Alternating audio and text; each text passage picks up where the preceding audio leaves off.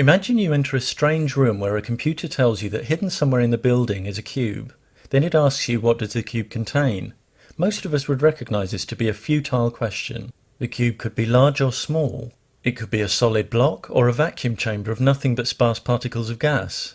Or it might contain any one of billions of permutations of familiar or novel objects. You could never give a precise, justifiable answer. But if you were asked what does the cube not contain, you could give many answers. For example, the cube couldn't possibly contain the Amazon River, the planet Mars, or absurd objects such as a bed made of sleep. In fact, there'd be more perfectly valid answers to this second question than you could list in 1,000,000 lifetimes. This illustrates an interesting asymmetry concerning the contents of this cube. Despite there being countless possibilities and impossibilities, without evidence from the cube itself, we can only ever make valid justifiable statements about what is not inside the cube, not what is. It's true that someone claiming, for example, that the cube contained nothing but a wooden spoon might be right, but since without evidence they could provide no valid justification for such a claim, there'd be literally no reason for anyone to accept it. What if we were talking about a realm of existence independent of our universe, that like the concealed cube was physically inaccessible to us? Would things be different? Would we be able to deduce precisely what occupied such a realm, such as a divine being? No, there's the same asymmetry as before. Countless kinds of being might exist independently of our universe. Countless logically impossible beings cannot. But while we can list many kinds of being that can't exist there because they violate logic, we can't list those, if any, that do. Any attempt to argue that a specific divine being exists in an inaccessible realm of reality is an attempt to argue for either the impossible or the unknowable.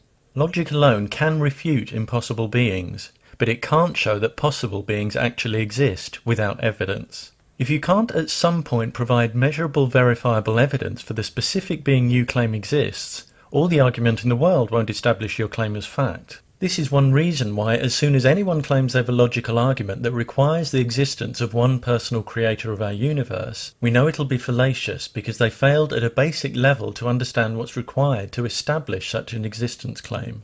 It's just a question of identifying where the errors are.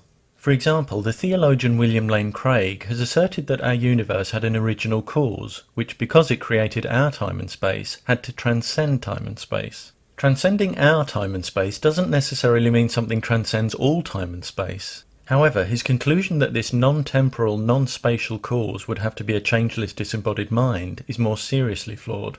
A changeless mind is by definition non-functioning. Minds and purposeful creation depend on change. Craig's changeless creator is self-contradicting and belongs to the category of the logically impossible. However seemingly plausible they may sound to the unwary or the already persuaded, all popular arguments for the existence of specific gods are based on false premises and/or conclusions and unjustified presuppositions, and 100 invalid arguments don't accumulate into one valid one. Many people with theistic beliefs don't get tangled up in pursuing doomed arguments like these. They know they can't prove gods with logic and have no need to do so.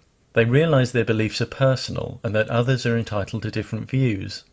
However, when you're not so willing to respect difference, when you disparage, attack, or work to create disadvantage for others because they don't share your beliefs, it shouldn't surprise you when those you try to oppress object to this unreasonable attitude and expose the flawed arguments that shore it up.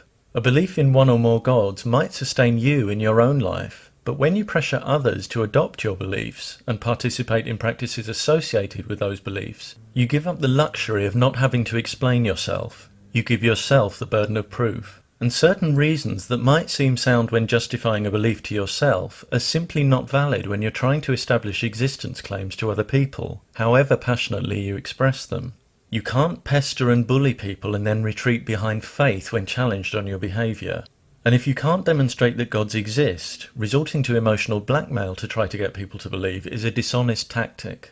When those who don't believe in gods show theistic claims to be invalid, it's often claimed that they're trying to prove gods don't exist. In fact, all they're doing is exposing flawed reasoning and encouraging intellectual honesty. It's understandable that when some have their claims debunked, it's an uncomfortable feeling, and employing red herrings becomes an attractive way to wriggle out of admitting their mistakes. But debunking claims about the existence of gods is just showing those who make such claims that they can't assert what they're trying to assert. The question of defining divine entities is where the problems begin. As soon as you define any god, you must justify why you've defined it that way, giving a valid reason for each quality you're attributing to it. Many who realise they can't justify any particular definitions avoid them altogether. But without definition, there's no adequately formed concept to have a belief about. And this is the stumbling block when people are asked to define the gods they claim exist. As their divine definitions become more specific, they have more to justify. The flaws in their logic become more numerous and their arguments become easier to refute. Conversely, as their definitions become more vague, the entities they're proposing cease to have any practical relevance. Ironically, the way many people define gods means that as well as having no logical support, they can't be supported with evidence either.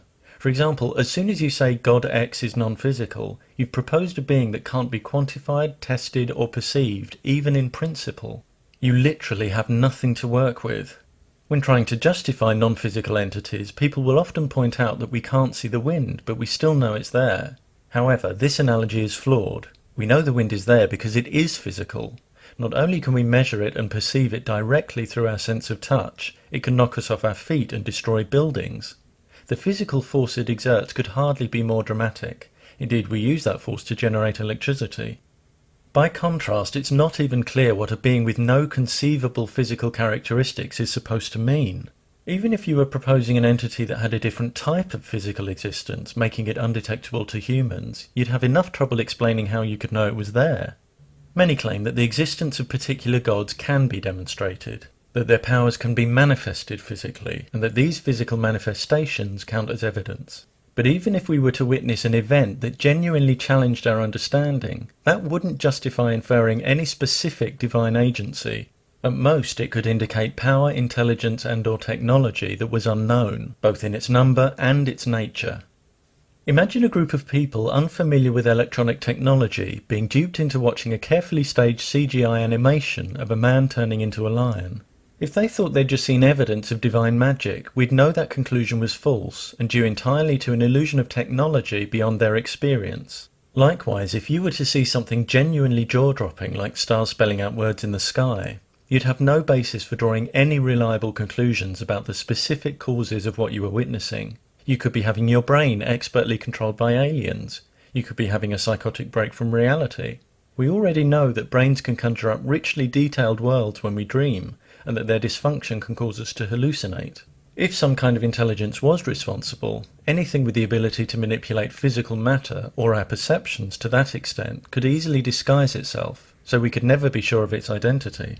With such fallible brains and such limited technology, a spectacle like this would simply be beyond the scale of what we could apprehend or investigate. Could life forms of vastly greater intelligence and power exist beyond the current reach of our perception and technology? Certainly. But even if we were ever to find evidence of greater intelligence, that would still not constitute evidence of specific gods. Even if some kind of intelligence initiated the existence of our universe, there's nothing to say what the nature of that intelligence was. Whether it was a single rather than a collective intelligence, whether or not part of that intelligence remains interested in the universe, let alone the affairs of humans, whether or not that intelligence is aware of our tiny planet, let alone capable of communicating with its inhabitants, or even whether or not that intelligence still exists. When you impartially review a factual claim that, for example, one divine universe creator currently monitors and judges every human life, the layers of unjustified assumption needed to make such a claim become starkly apparent. One would be no less justified in proposing a race of aliens that created our universe with an advanced machine and annihilated themselves in the process.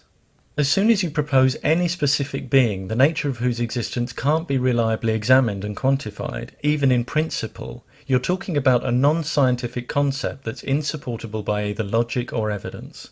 Without logic or evidence at your disposal, you have no grounds for demanding that anyone agrees with you. You certainly have no grounds for bullying and ostracizing them when they don't. But if that's the way you deal with independent thought, your fallacious arguments will continue to be exposed until you grow out of your need for everyone to subscribe to your faith-based ideas. When you start being honest with yourself about what you know and what you don't know, you're likely to realize that you're in no position to be shouting the odds.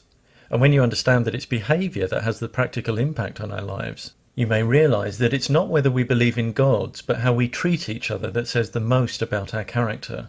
If you attack, condemn, or use emotional blackmail on people because they don't share your belief in one or more gods, you're invited to consider what that says about you and how it squares with the values you claim to embrace.